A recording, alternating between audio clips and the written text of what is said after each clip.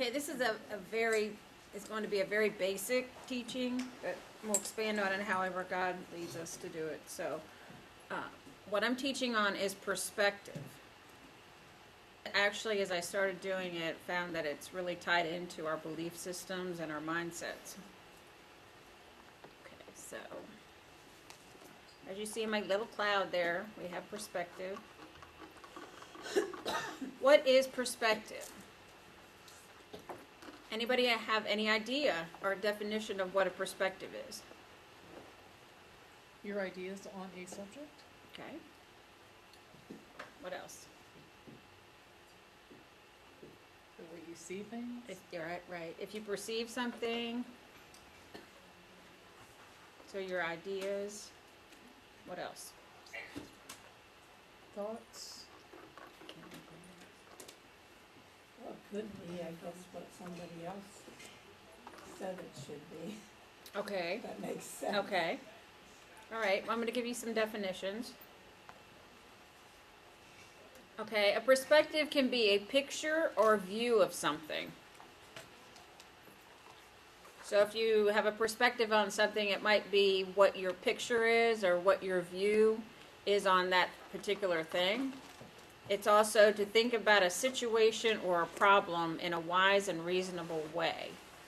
So if something comes up and you're trying to put it together to try to understand it, then your perspective would be, well, this is the way I think about that. Or if I have a problem or somebody else has a problem, what your ideas or what you think about that is going to be your perspective. So the best that you're trying to do is come up with the wisest and most reasonable explanation of something. Does that make sense? Mm-hmm. It can also be to compare something to other things. Okay, so whatever your reference is, whatever your experience is, you're probably going to compare whatever you're faced with your history or something that you remember, so you can compare it and try to come up with the accurate and fair judgment of what is going on or what the issue is or the problem or the circumstance. That makes sense? So let's say you see something on the news, okay, that's a terrible situation. Let's say somebody got murdered or something like that. You're going to try to make sense of that and come up with your own perspective on what that is, okay, based on what you have learned, what your experience is, how you grew up, all those things, and try to make sense of something terrible. Right? Right. Maybe somebody who's had a lot of those things happen in their family, you know, especially in certain, you know, cultures. They may have had several family members killed, you know, or something like that. They're going to have a whole different perspective than say me, who hasn't had anybody. And like me, I'd just be like, oh, you guys are nuts. See, that would be your perspective.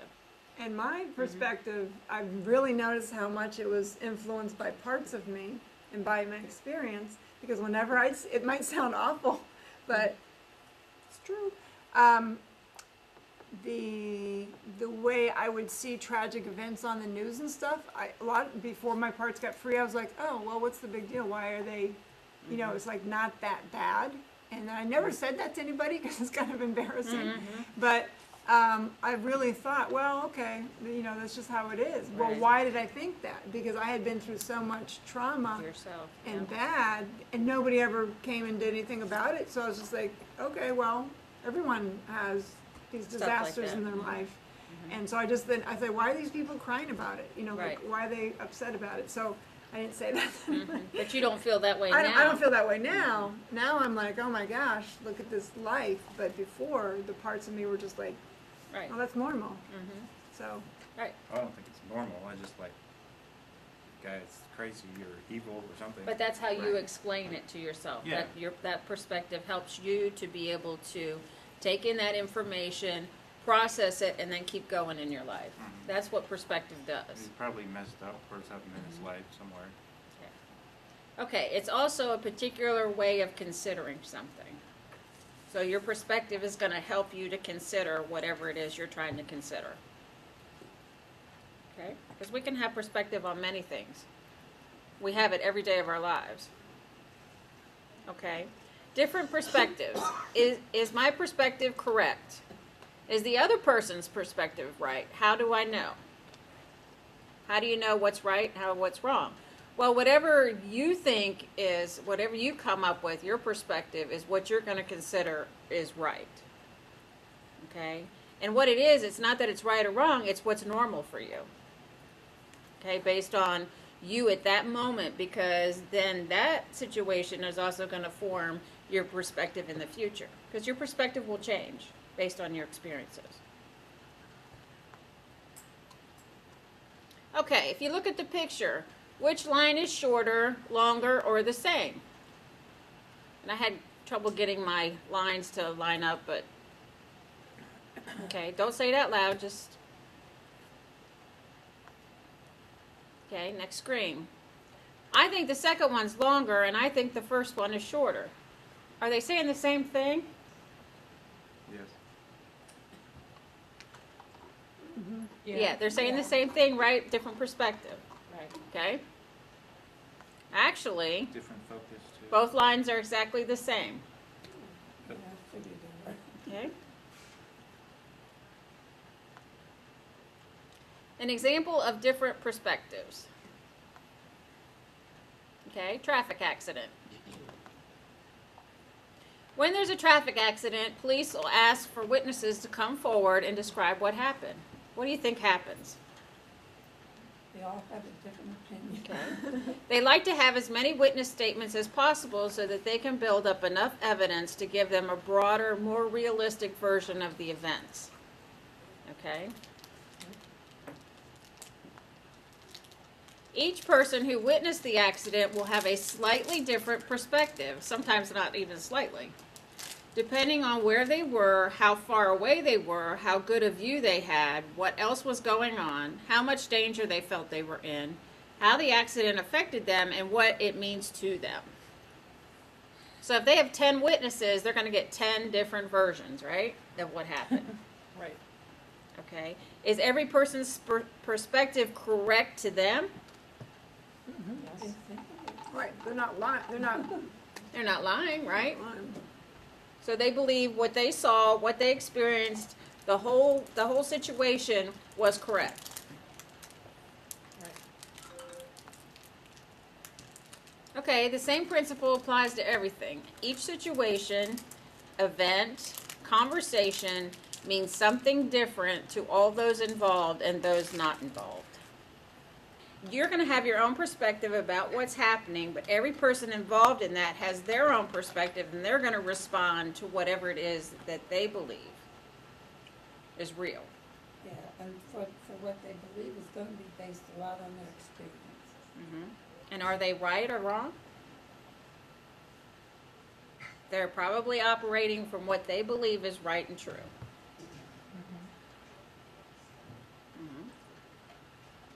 Does that make sense? Okay. Anybody else? Okay, perspectives are individualized.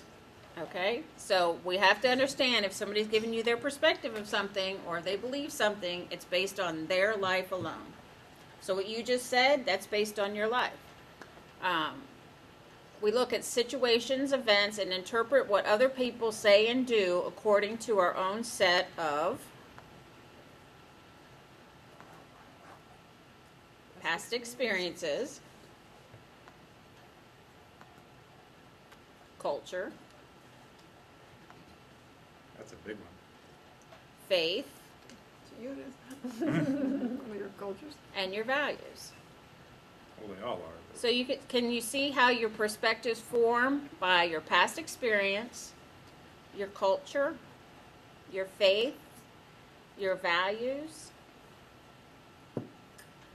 And the thing about it is our perspectives at the age of 10 or at the age of 20, it's gonna be different than what our perspective is now at Right. the age we are. Right.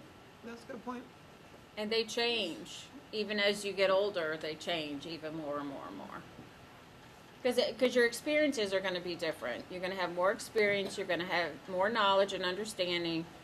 And if you're following God, you're going to have more about your relationship with Him and spiritual wisdom and truth. So everything is relative to whatever. And plus, going it's on also individually. what stage of development you are. Remember Erickson's stage of development. So now you're in that stage of looking back on your life is different than looking, when you're a kid, you're just trying to figure out your identity. Okay, Teenager. that's right. Okay, good. Okay, we're going to go back to core values and beliefs, just briefly here, belief systems. Okay, all these things form our belief system.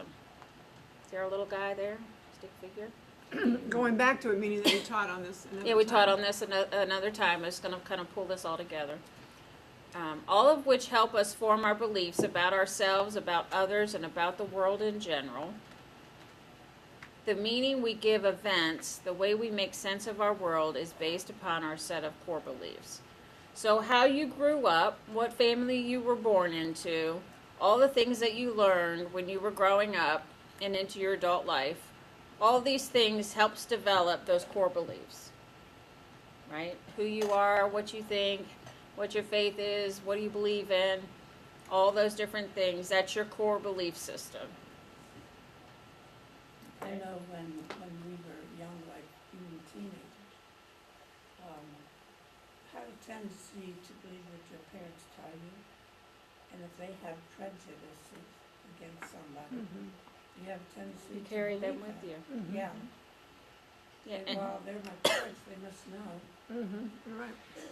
Right, until you get out into the adult world and experience something different, those things won't change, and maybe they don't ever change, depending how deep they were grounded in you and how much a part of those things they are in you. Okay, two little stick figures here. Okay, our minds are constantly trying to make sense of our world. We form judgments and opinions about every situation, event, and interaction. Those judgments and opinions will be affected by your core belief system. So just think about that for a second. Just like the events of today, being here as part of Rescued for Destiny, you're going to take in all the information here based on what you already have as your belief system. So if you believe certain things coming in here, you're going to continue to believe them unless God goes after them or you let Him go after those belief systems. And some of our belief systems are wonderful and great, but there are some that aren't, right? And parts of us can get embedded in those belief systems and they need to get rescued. Well, that first sentence really stands out to me. Our minds are constantly trying to make sense of our world because that's Yes. how parts are formed in the first place. Yes, that's You're right. trying to make sense of it. It doesn't make sense. I'm going to go away to get away from this to be safe, or whatever your conclusion you're drawing, or I'm not safe right now, or these people are going to kill my family if I say anything. So, whatever it is that the abuse or the trauma or just the difficult situation was. And so now you grow up and your mind is still trying to make sense of it. Now, but if you've Right. got parts that are stuck, then they are all contributing to the Right. perspective. Right, and then the second sentence, the parts also will form judgments and opinions about every situation, event, and interaction that they were involved in. So that's why oftentimes when you're rescuing parts, God's rescuing that part of you, is that those parts will have a limited perspective. They can't see the whole picture and they don't know what's been going on since Right. then. Right. Right. And this is why we have to be totally open to God all the time to say, come in. Because how do we know? Like Sherry just said, some of our belief systems are great, they're good. Some of them aren't so good.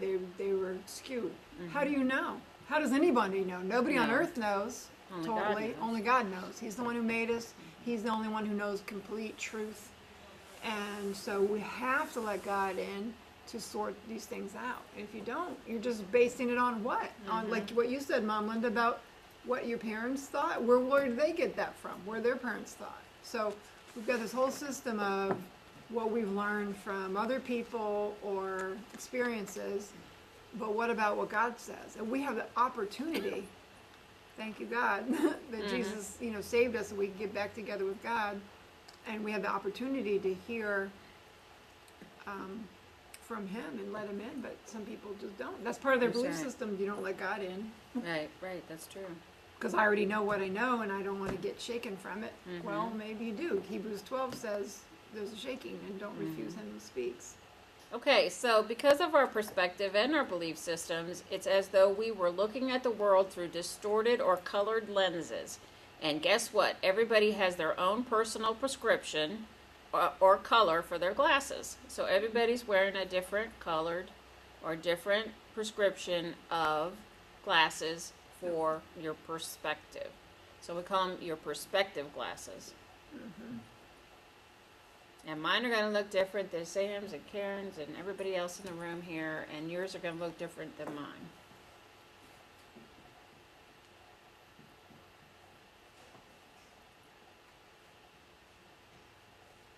But it's nice when somebody agrees with us.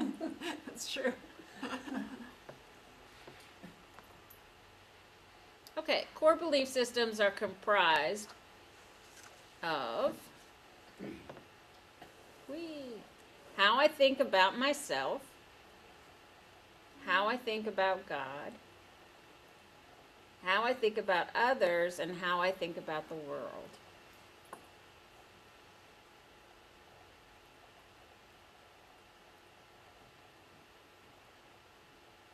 It almost seems like parts can have their own belief system as separate from the front us. You know, I'm just sitting there looking at Yeah. that, I'm thinking, Yeah. wow, the parts can think differently about themselves and how they think about God, how they think about others, and how they think about the world. You're right. Yeah. So within you, you got got your your front own.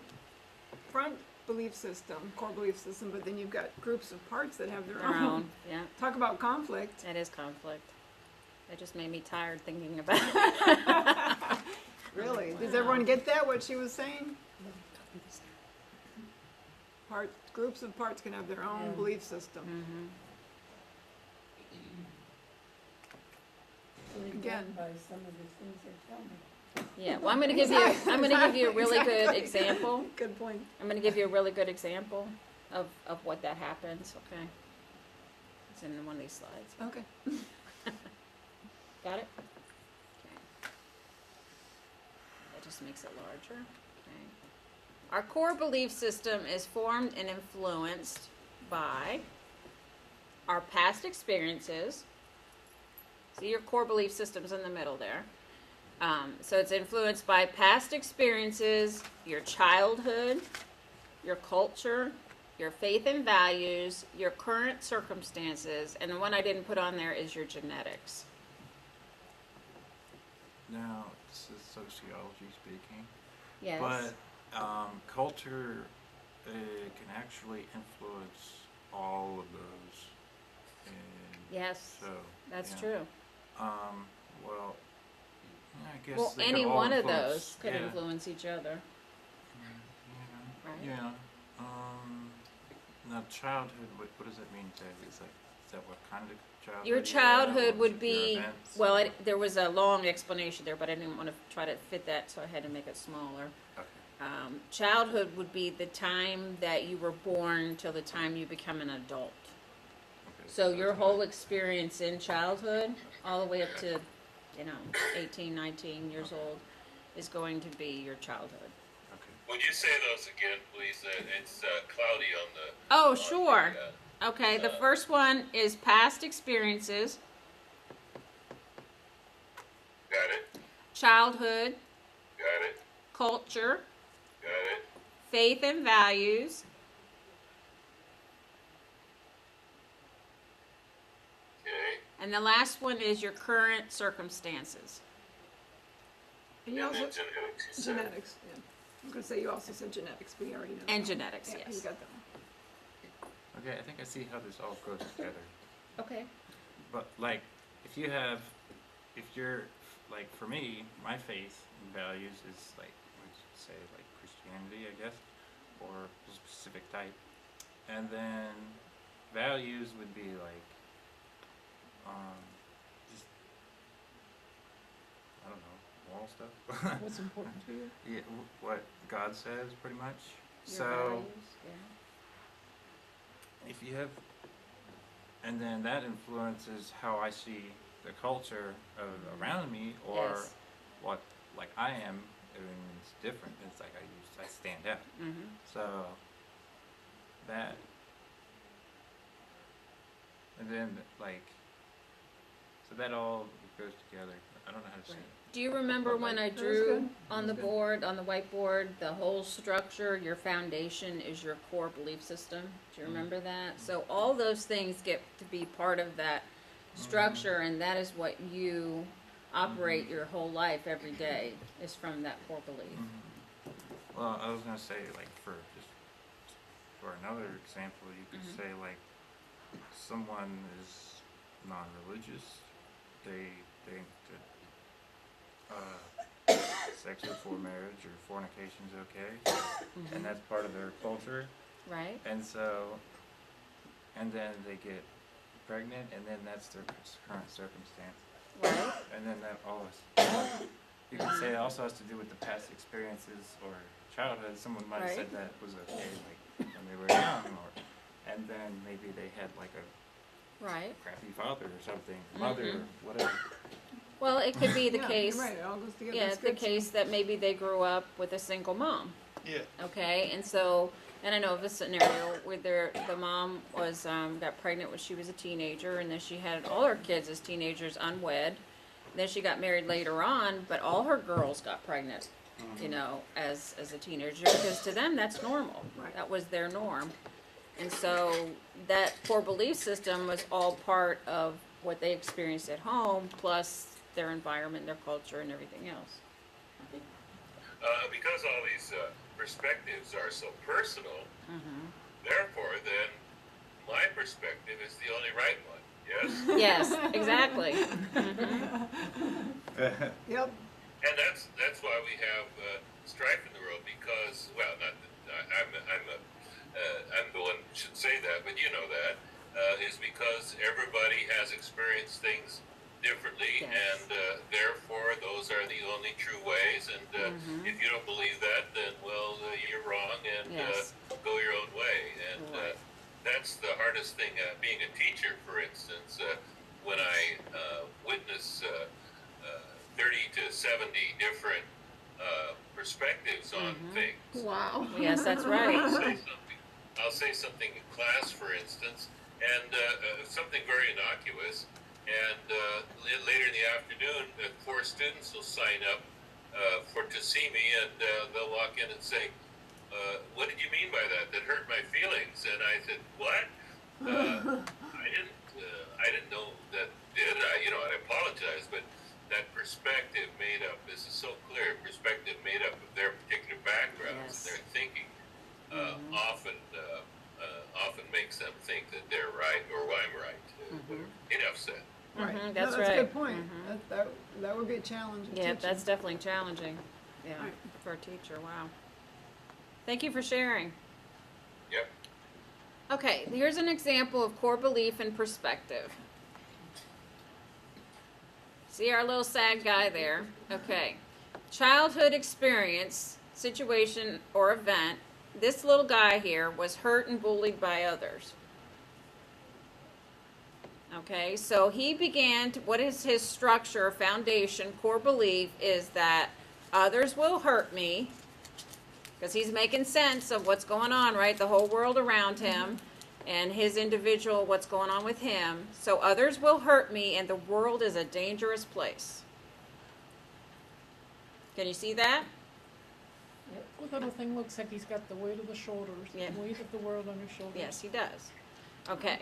See that you care about the child. Yep. Leader of the children. His arms are Leader of the children, yeah. His The rest knees are are- bent. Okay, so this is what his perspective, well, what he has learned, his core belief is that he's useless and unlovable, and he must try to please others so they like and won't hurt him. Right. So he's putting out a lot of Survival. energy, yep, a lot of energy to get people to like him so he won't be hurt. Okay, so that little blue moon-shaped thing next to him is actually his lens or his, his colored glasses and his perspective. That's his colored glasses there. Okay. Jamie needs a break. Okay. I don't know if you want to. That's okay, you can go. Okay. So his perspective now is that he sees situations and events as threatening and dangerous. So every new situation or everything that he goes to is going to be threatening and dangerous because he doesn't know if he's going to get hurt or if he's going to get bullied. Okay. So now, in his perspective, he begins to interpret others' words, no matter what they are, because you can see all the parts right here. You can see all the parts that have developed. Yeah. They begin to believe that anything that anybody says are critical and threatening. So you can say, somebody walk up and say, "Hey, nice shirt," something like that. He might think that they're really criticizing, "Oh, well, they don't like my shirt." Right, like they're saying it Right? sarcastic, like, nice shirt, and they're gonna beat him up afterwards and take it from him. Exactly. So even the most innocent thing can be interpreted with his perspective as it's going to be, threatening and dangerous for him. And it could be very innocent. Yep. Okay, so now his behavior becomes passive, goes along with what other people want, very quiet, don't talk, avoid eye contact. Okay? And the emotions is, wow, this person is really anxious now, depressed, low self-esteem, and guess what? They're running to the counselor, psychiatrist, or psychologist to try to figure out why they're anxious, depressed, and have a low self-esteem. Right? And so then they get medicated, they get all these things, and here the poor guy, right, has a core belief system that's taught him that the world is dangerous, he's going to get hurt, and he's got a lot of parts of him now. Right?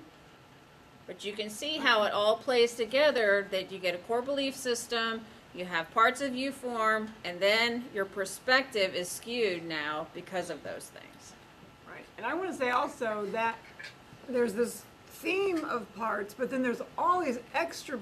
not extra, all these additional parts that Additional are parts, formed, right. because if he's interpreting their words as critical or threatening, he then is not having friendships Right? or relationships when someone's just trying to be nice or normal, or what if the Right. person does make a mistake and says, but he isn't able to make boundaries, he's not able to connect with people, he's got walls up, and so he suffers from that. Mm-hmm.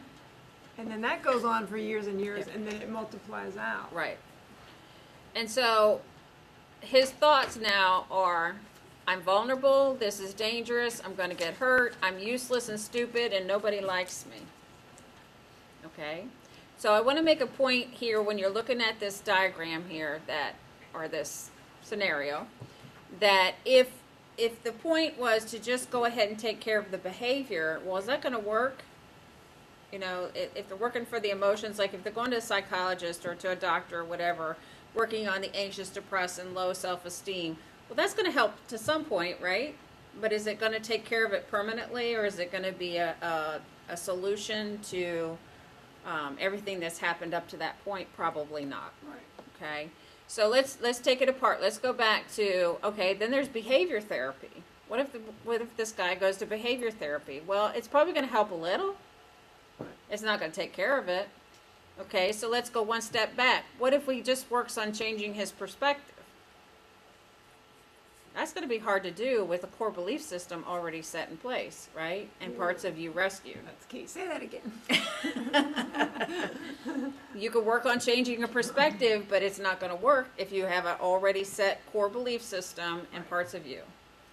Okay, so let's back it up again, one more step. So when you go through all this, and say you do, you go through this counselor, there could be other parts breaking off from that. Could be. It's possible. Possible. Yeah. But all these things will help to some degree, right? Okay. So let's go back and 5%. rescue. God told us 5%. Right, 5%, right. So let's go back and let's start rescuing parts. Going to God, staying open to God, start rescuing parts. Okay? Then parts of you come forth, you get more and more wellness. You find that you're not operating like you used to, feeling those anxious, depressed feelings, that low self-esteem, because of all the parts of you are getting rescued now. Okay? But what happens if you don't go back to the core belief system where it began? And this is what God was showing us at the beginning of the year, that he was going after our core belief systems. Okay, so then if you continue to stay open to God and say, God, I just want you to be in the depths of me. I want you to go to those core beliefs in me. And he's done that. I know he's done that with me. He's done that with Karen, whoever else has been continuing to be open to God, as he really shakes your foundation Right. and says, wait a minute, this isn't right. And the thing is, if you yield to God and let him do that, it's not that hard. It's not Right. that difficult to do. But it's a good thing that your core belief system then begins to line up with God's. What God's belief, what he sees as real and true and right. Right. What's real? Mm-hmm. Okay. Okay, your core beliefs or core system, whatever. Core belief system. Can you speak up, Mom Linda, please? Yeah, I Thank think you. I just went. It's okay. Come on back. I don't know what I was gonna say. Okay, we'll jump in when you remember. Oh, Trying to understand the core belief. no. It was something like with the core belief system. Something about parts, and I don't know what. Just keep going, maybe I'll think of it. Okay. Well, one of the things I'd like to say that maybe is connected to what you're thinking is, for me, I'm trying to think specifically, when God went to me and said, I'm going to shake your core belief system, like you said, I think it was the beginning of the year. I'm like, okay, didn't know what that meant. But anyway, I found the difference between that and going to the parts has been like, okay, parts are parts, but the core belief system was really deep stuff about who God is, how he operates. Yes. It was like, no way, you don't operate like this, you know, but now I come to understand because he showed me a lot about possibilities, that he operates in possibilities. I thought God, when I was taught God knows everything, he's got it all planned out, it's going to go according to how he knows, and that's it. But he started showing me, look, because of free will, people can make decisions that aren't the best and aren't good at all, and that affects what gets done and what doesn't get done. Right.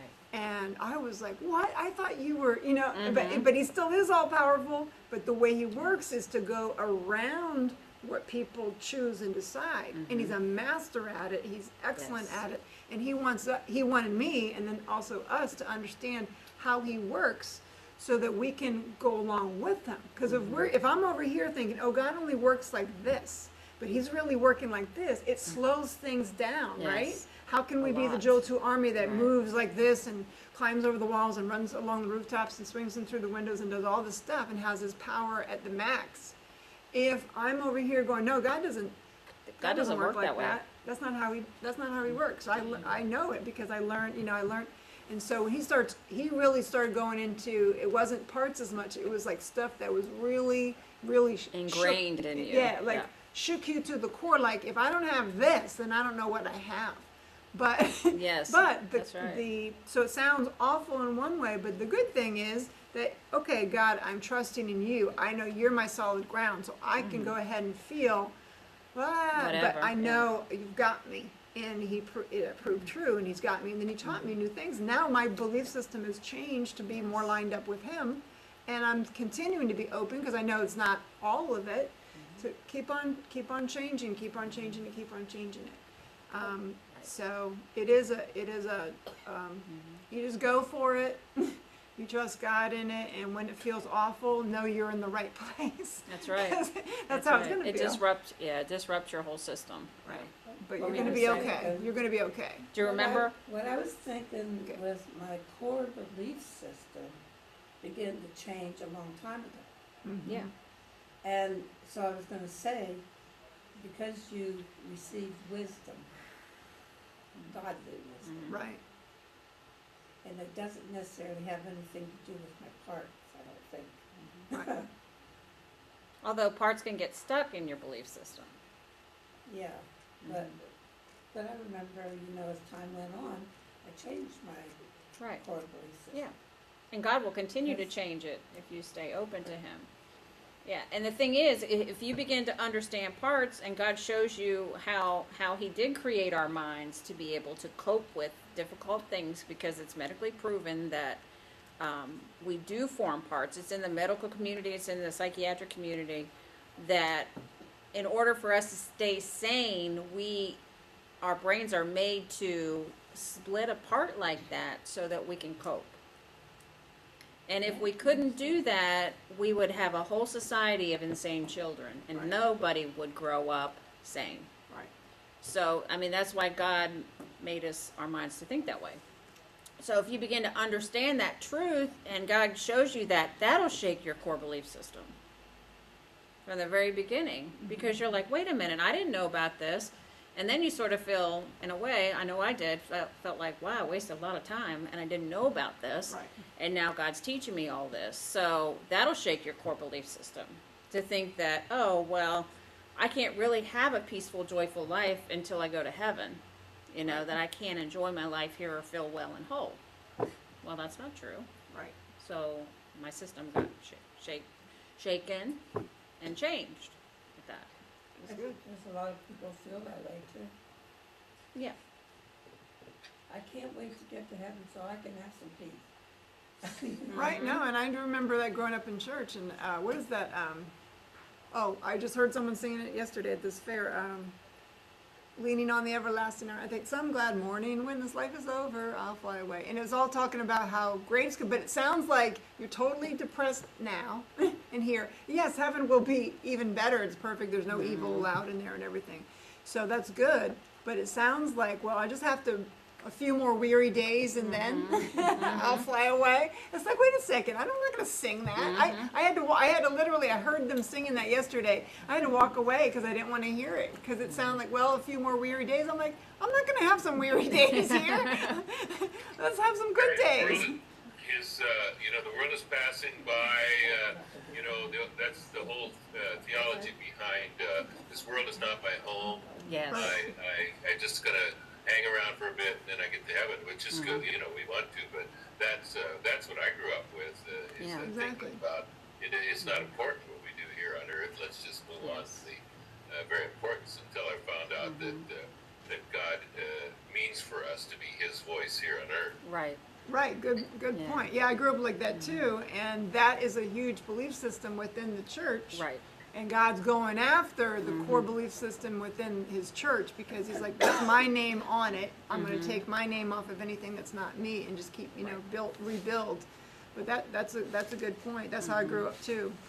I had heard a long time ago that song you were singing was sung by the slaves back in the day when they had the plantations and slave owners. And that was makes their sense. song that they sang. Right. Yeah, I was going to say that it's almost like you were born into prison here on earth, and one day you'll die and you'll get out of here. Right. You'll be free from all that. So, yeah. And like then, that. then you look in the Bible, like you're saying, Roy. What about what you're supposed to be doing here on earth, and what about the requirement, and what about the parable of the talents? That God gives you something, and you better do something with it, and you think you're going to go to heaven. Oh, now I'm free. When God's saying, "What did you do with what I gave you?" Oh, I didn't think I was supposed to. I thought I was just supposed to hold on until I got here. And God's like, I don't know what's going to happen, but whew. It's pretty clearly stated We're that we're supposed to do responsible. something with Yep. what we've got, Right. the best we can. Yes. Not perfectly, but the best we can. Agreed. Amen. Okay. Next slide. Okay, in the example above, even situations in which others present find enjoyable and relaxing, this particular person, okay, he would always experience it very differently and feel threatened by others. Okay, so he did not have a happy life. Okay, a look, word, or gesture intended to be friendly and kind to him would be interpreted as, oh, they don't mean that. They're only trying to be kind to me because they pity me, or they really mean to hurt me. Right. Yeah. Those sound like It's parts? It's robbery. It's robbery. It's robbery. I hate it. Okay, the mind is interpreting the situation with the bias, okay, that's perceptive, of I'm vulnerable, others might hurt me, this is dangerous, I'm useless and unlovable, and the mind will work to make any contrary information fit with those beliefs. Right. That's key right there. That's key. The mind that's- works to make the contrary Yep. information fit. Yep. And that's a combination of your core belief, your parts, and your perspective. And that comes to, oh no, God's not this. He doesn't work like this. He used to do that, but he doesn't anymore. Exactly. Or he can't do something new. Okay, his character never changes. His character is that he's a creator. Well, why can't he create something new and do something Right. new? And he needs his people to move with them. Yes, he does. Yes? I think there's a lot of girls like that. Like, that's what I encounter. Yes, in our culture.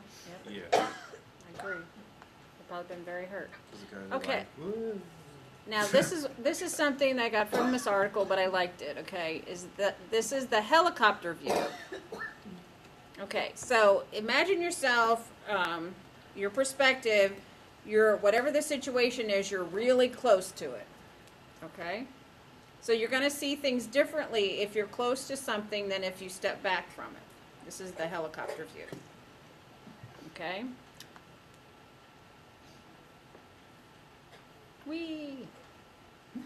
Sometimes it's useful to help us consider the bigger picture. When something is distressing us, we're so close to it emotionally, involved with it, that makes it really hard to stand back from what's happening. Can you think of any times in your life when you're going through something and you're so close to it that somehow you got to be able to distance yourself from it from a little bit? But you know what? The only way I know to do this is with God. Is to be able to go to God and say, I need to be able to step back from this and take a look at it. Because if I'm close to it, I'm feeling everything that goes along with that emotionally. Okay. It's like the well-known saying, we can't see the wood for the trees, right? Can't see the forest for the trees. Or like Google Earth. You know how when you pull up Google Earth, if anybody's done it, you can see the whole Earth, but you can also zoom in and see really close. Well, if you're in the really close, you can zoom back and see the whole Earth. Okay, so you can see up a close-up view, but then you can't see anything else. So if you zoom into your hometown, well, you can't see what else is around you. But if you zoom out, then you can see everything. Right. but it Whole all gets different very perspective. tiny. What do you think God sees? That's a good question. He sees the big picture. And he sees the close-up. He can see it all. He sees it all at the same time, and he sees the medium, and he sees all the angles of it, and he sees all the possibilities, Right. all at the same time. And the probabilities. He also sees what we see. Mm-hmm. Yes, he also knows our perspective on Yes. it, right? Yes. Good question. Okay, so we can choose to zoom out our view and see the bigger picture. That's called the helicopter view. So imagine yourself, if you're in a situation, see yourself get into a helicopter, okay, and you're going to fly away from and to whatever. And you know helicopters can move all different directions, right? They can zoom in, go up and down, and so it wouldn't be the same if you said, oh, this is an airplane view. Right. You fly away. But in a helicopter, you can look at it from different angles and see where you are. Okay? The helicopter takes off getting higher and higher, and it sees the bigger and bigger picture and is less involved with the detail at ground level. And sometimes I know that God's had me do this. When I'm praying about something, he'll say, step back. Step back and take a look at it from a different perspective. Okay, I'll do that. And it changes everything. Right? Changes everything. You go, wow, wait a minute. I didn't see that before. It's a whole different thing when I'm looking way back here. But then sometimes you might be looking way back here and God says, step a little closer. Take a closer, closer view. Okay. Like the little guy there. This is my little egg. Like him, big blue eyes. Okay. This is also taken from this article I found. They call it the wise mind. Okay. The wise mind is the balanced part of us that comprises our inner knowledge and intuition, where our emotional thinking mind, okay, your emotional thinking mind is your thoughts driven by distressing feelings, and your rational thinking mind come together, and the part of us that just knows the true reality. That's our emotional thinking mind. Okay? He's not so happy, is he? Our emotional mind, of course, emotions can be happy, drives our opinion, our thoughts driven by distressing feelings. We know any parts like that. I have parts like that. Well, it's sort of like if somebody does something mean to you, and then you, instead of standing back and looking at it and analyzing it, you're ready to fight. What if you get upset with yourself? Well, when I get upset with myself, I think, what, you're dumb, something like that, right? Yeah, but what is your perspective? My perspective, Is you're dumb, right? And you can't see anything else but what you just did at that very moment, right? And there's no mercy or grace for the rest of you, right? you're right. Okay. Thank you. What was the first one called? The wise mind. Yeah. I'm going to bring it together here. I'm just separating it out at the moment. Okay, here's the rational, the rational thinking mind is the part of you that just knows true reality. Okay, so he's very rational, or she. Knows and quotes. Yes, knows. I know. Thinks they know, Yeah. but that's, Their that's really, perspective, that's their yeah. perspective based on all their background. And can you see that each part of the mind here, the rational, the emotional, the wise mind, they all have their own perspective. And their own personality. Yeah. Okay, so here it's going to come together. We got emotional mind on the left, reasonable mind on the right. Okay, they're going to join together and create wise mind.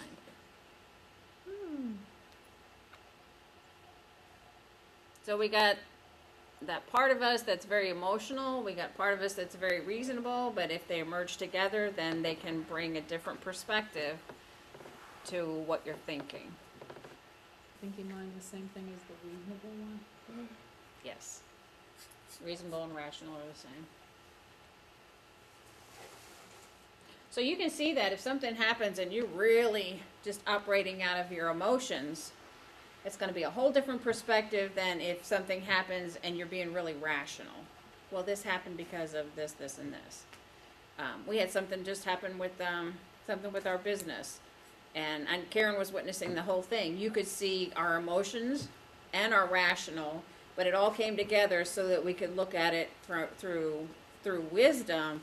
But it was still our perspectives. I mean, really talk about perspectives playing out this week. That really, we had David's perspective, my perspective, and Dee's and Patrick's all together with this whole situation. And it's still not sorted out. But the thing is, it's good for me to hear David's perspective, my perspective. Now, there are times when I was more emotional, but then there was times I was really rational and wise. So it's interesting to see it all sort of taken apart, and you go, oh, wow, that is the emotional me, that is the rational me, that is when I'm really speaking out of wisdom.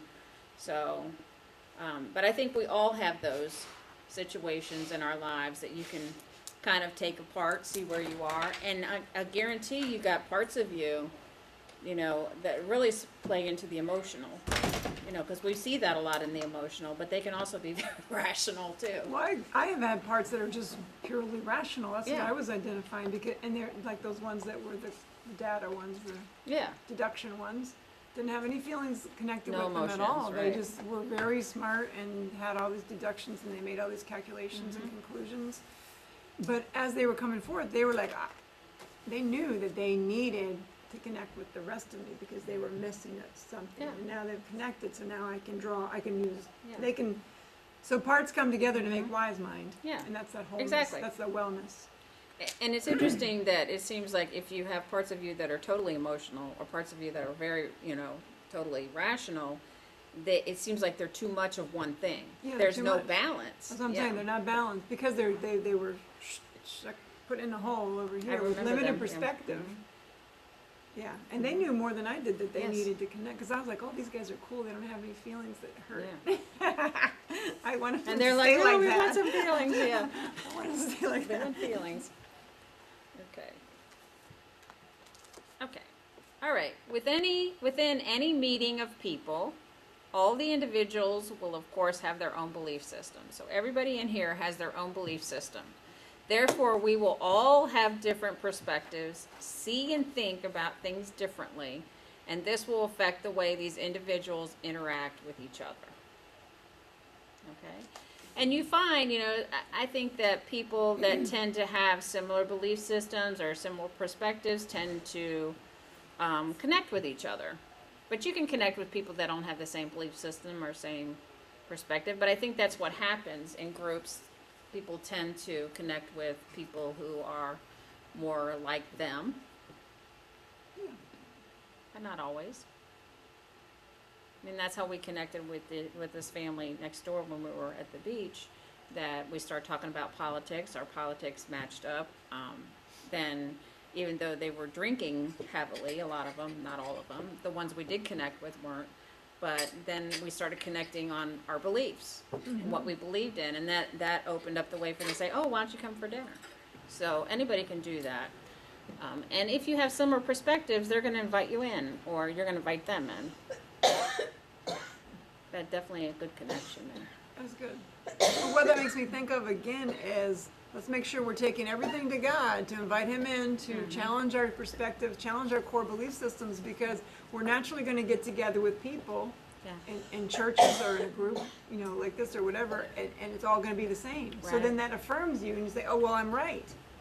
Right. Well, maybe that's not what God wants, it's not God's big picture. Right. If we all just get together with you, oh yeah, I believe that, and you feel affirmed by that. Right. And There's the gotta be thing, something about affirmation of core belief systems Right. that make it tighter, and that can be good, but it also can be bad. So we need to be, which is on my teaching, glued to God. right. Glued to God. And what was interesting about this was that because of David's background and what he grew up in, he would have never, ever, really wanted to associate with people who were drinking. Right. And actually, Dan, the one who was more the stable guy we connected with, he came over and apologized, and he said, "So you don't drink?" He said, "No." And he said, "Was that because you're a good little Baptist boy?" And he said, "Oh no." He said, "That's because I had a really bad experience with alcohol as a child." And explained it to him just real briefly, because you don't want to go into detail necessarily. And he goes, "Oh, I get it." Yeah. So I heard him go back and tell the rest of them they're coming over for dinner, but they don't drink. Uh-huh. And they were fine with it. They were, Right. everybody had their martini, and So that shows the growth in David a lot. Oh, yeah. To be able to separate out that this doesn't mean they're going to hurt me. It's kind of like your example. Yeah. It doesn't mean that they're going to hurt me because of drinking. People can drink and not hurt me. right. And that's what happened to me, and it was bad, but it's not necessarily going to happen every time. I saw him so well when he said that to him. He said, Yeah. "No, this is because I had a bad experience, Right. with alcohol." And he put it in perspective. Yeah. And he said nothing ever came out good, when there was alcohol in my family, and that's what he learned. Right. So that was part of his core belief. But he said, I have friends who drink, and they socially or whatever, and he's like, I don't judge them for that. Right. And I was like, wow, David, you've come a long way. Keep your mind open to realize that people have different perspectives. Right. Okay, as we learn to challenge our unhelpful thoughts and biased perspectives and see things in a more balanced and realistic way, we will discover that situations and people can be different to how we usually interpret things, which can lead us to modify our core belief system, and I say that lightly because it's really you and God doing it, and therefore bring about lasting positive change.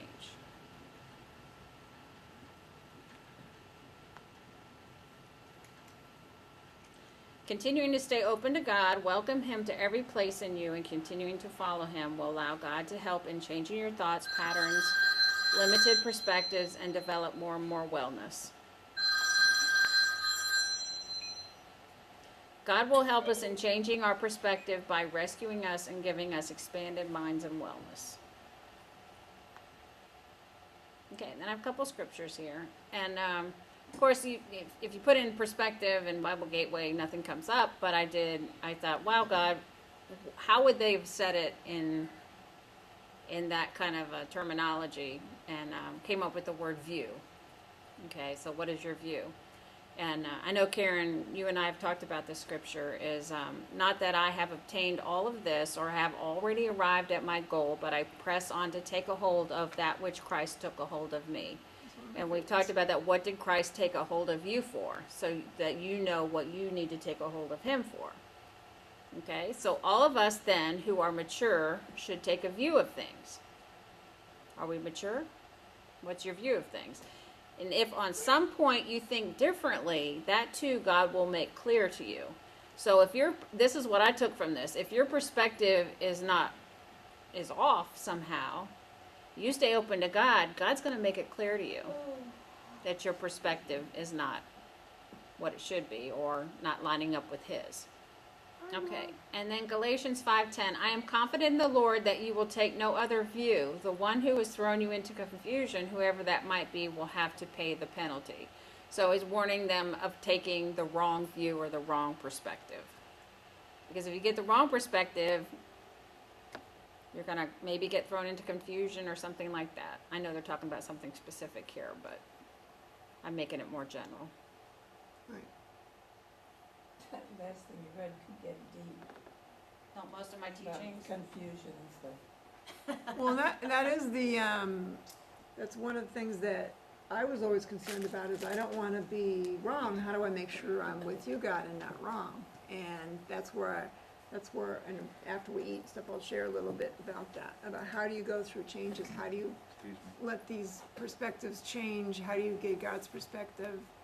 How do you do this without going off the deep end and being unsafe?